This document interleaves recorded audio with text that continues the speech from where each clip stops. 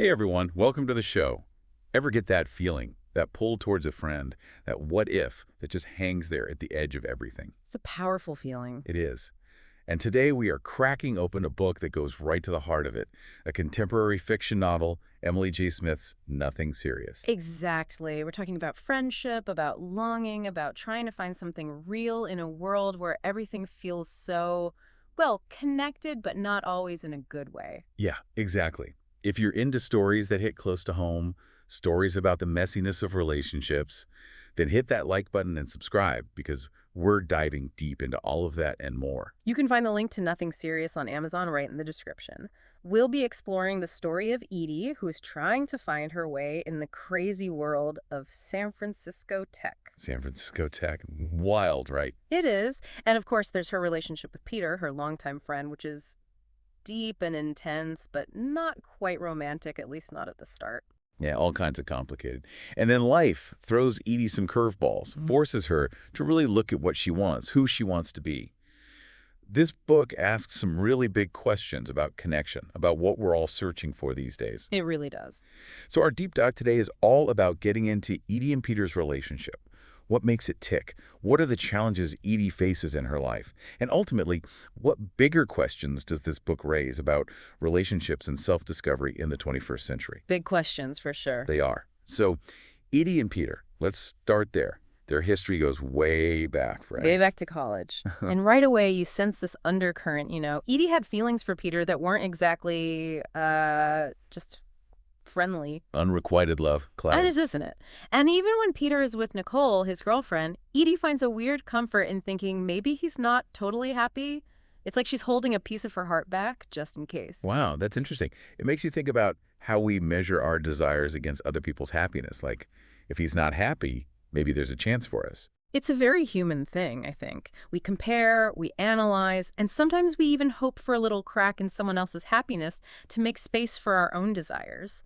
And the way Edie sees Peter has changed over time, too. Back then, he was this skinny nerd, and now, in her eyes, he's making life work for him. It's like he leveled up. Right. And maybe that makes him more attractive, makes her wonder, what if things were different now? It makes you think, how much is she attracted to the Peter of today versus their shared past, That's a great question. Is it him now or the idea of what they could be together based on what they've been through? Yeah. We see how close they are and how they joke around, especially about Peter's CrossFit thing. His cult, as Edie calls it. Exactly. That Yeah. easy back and forth that shows how comfortable they are with each other. And then there's Peter being all protective about who Edie's seeing on Tinder. It's funny, but also maybe a little possessive. Is it just him being a good friend, or is there something more there? I think the possessiveness, even if he doesn't realize it, is fascinating. Could just be friendly concern, but knowing their history, knowing how Edie feels, maybe it's a subconscious thing. Like, a part of him doesn't want to see her with anyone else, even if he doesn't see her romantically himself. Makes you wonder how often we all have those unspoken feelings about our friends. Like, we want them to be happy, but maybe not too happy with someone else. Exactly. And it's not just him. When Peter and Nicole break up, Edie's there for him, reminds him he was doing his best. That's real friendship, that loyalty and care. But then something changes. The dynamic shifts. Peter, being single, suddenly opens up possibilities for Edie. That platonic gratitude, as the book calls it, turns into something else. An overwhelming need to finally formalize their closeness. That's how the book puts it. I think it's because for so long they were living parallel lives, both in relationships, and now they're both single. The what if becomes much more real, much more urgent for Edie. It's like the barrier is gone. As long as he was with Nicole, the what if was just a thought. Now it's right there in front of her. But of course, it doesn't just magically fall into place, right? Peter goes into post-breakup mode, getting high, jumping right back on dating apps. Not exactly the romantic hero Edie might have imagined. Not quite, and it throws a wrench in things, doesn't it? It makes you question what Peter's really looking for. Is he ready for something real or just trying to avoid dealing with the breakup? And Edie's got her own stuff going on, too. It's not like she's just sitting around waiting for him. Okay, so let's talk about Edie's world outside of Peter. She's struggling with her job at Tickster, this tech company she sees as basically pointless. Useless, she calls it. Yeah, useless. She wants work that matters, that has some meaning. That's something a lot of people can relate to. What do you think this says about her overall search for purpose? It tells us she's searching for meaning in all parts of her life, not just romantically. It's like she's looking for that missing piece, that feeling of, this is what I'm meant to be doing. And her job isn't giving her that. Maybe that's why she's clinging to the idea of something with Peter. It's like she's looking for fulfillment wherever she can find it. Makes sense. And then you add in the whole dating app scene, which is pretty bleak. She's cynical about Tinder, has that weird encounter with the guy in the robot mask. Yeah. It all feels very transactional and kind of soul-crushing. What's with the robot mask, by the way? It's kind of creepy. That robot mask, it's a metaphor. It's about how we hide ourselves in the digital dating world. We create these personas, these versions of ourselves that might not be real, and it makes it almost impossible to connect on a deeper level. It's like everyone's performing, putting on a show. Exactly. And Edie feels like it's all just a life sentence of superficial interactions, no real intimacy. And then there's the whole fertility thing. That doctor's appointment is a turning point, wouldn't you say? It is. It's a wake-up call about her biological clock and the choices she has, or maybe doesn't have, in the future. Freezing her eggs is empowering in a way. She's taking control, making a choice for herself. But there's also a sadness to it, a sense of, this isn't how I pictured things. It's a plan B, and that's always a little bit, well, depressing. It makes you think about the pressures on women, all the expectations around motherhood, and how much those expectations influence the choices they make. It's a huge part of the conversation. And Edie's constantly comparing herself to everyone else, her colleagues who are settling down, starting families. She feels like she's falling behind. That feeling of being behind, it's so common, especially at this stage of life. There's this societal timeline, right? Get married, have kids, and if you're not there yet, it can feel like you're failing somehow, even if everyone else is just projecting an image that might not be the whole truth.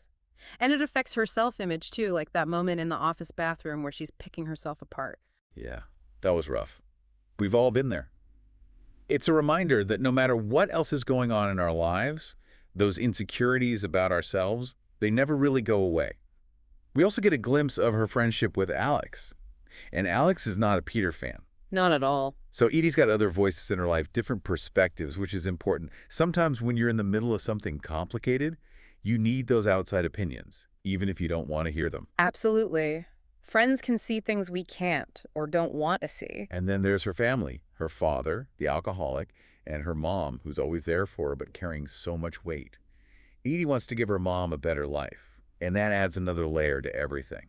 Her desires aren't just about finding love, they're about fixing the past, about taking care of the people she loves. It shows how interconnected everything is, how our past shapes our desires, our sense of responsibility, everything. And then there's Anaya, this woman Edie meets who seems to have it all figured out, doing work that Edie admires.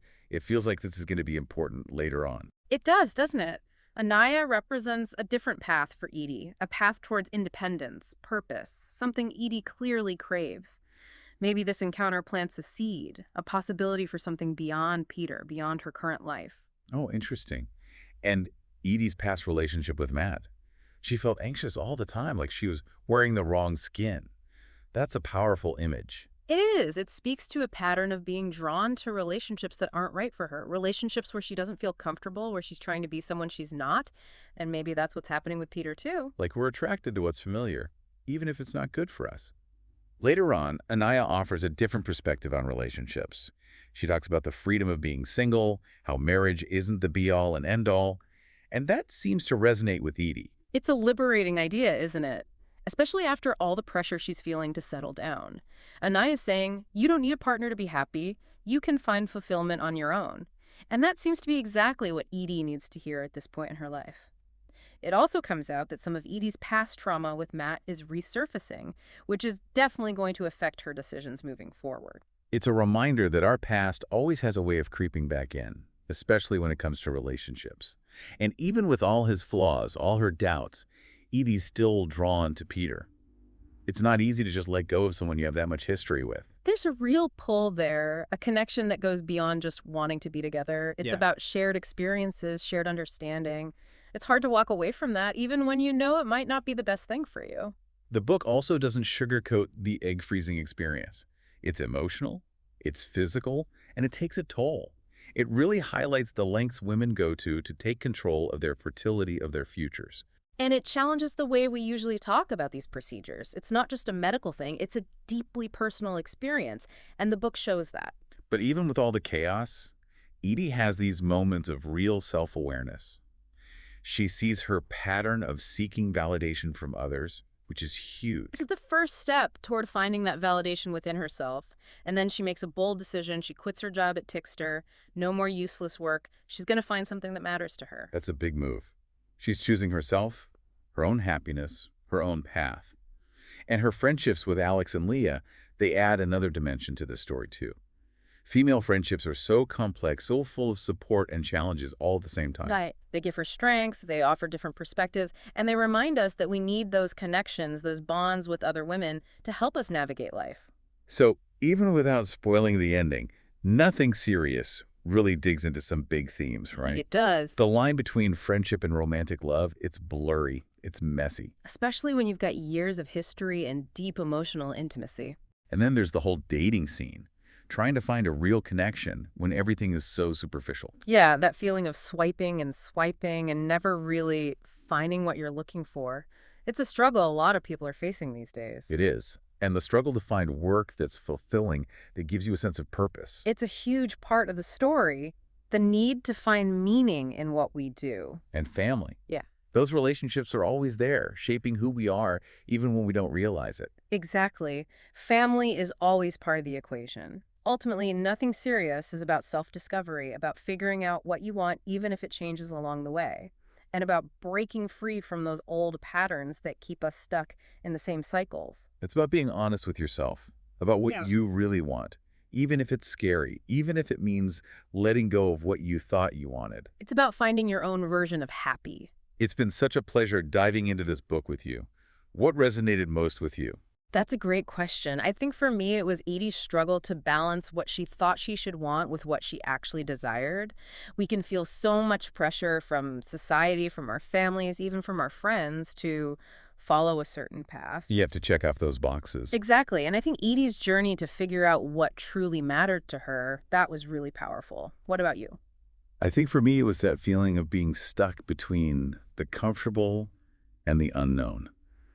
It's like you're on the edge of something new, something exciting, but it's terrifying to let go of what you know. It is. It's scary. But sometimes those leaps into the unknown, those are the moments that change everything. They are. So we want to hear from you. What were your favorite moments from Nothing Serious? Did anything in our conversation spark a thought for you? Let us know in the comments below. Did any part of Edie's journey hit close to home for you? Share your thoughts, your insights. We love reading them. And tell us what you'd like us to deep dive into next. What books, what themes, what conversations are you hungry for? Let us know. And if you enjoyed this deep dive, please hit that like button, subscribe to the show for more conversations like this, and share it with your friends.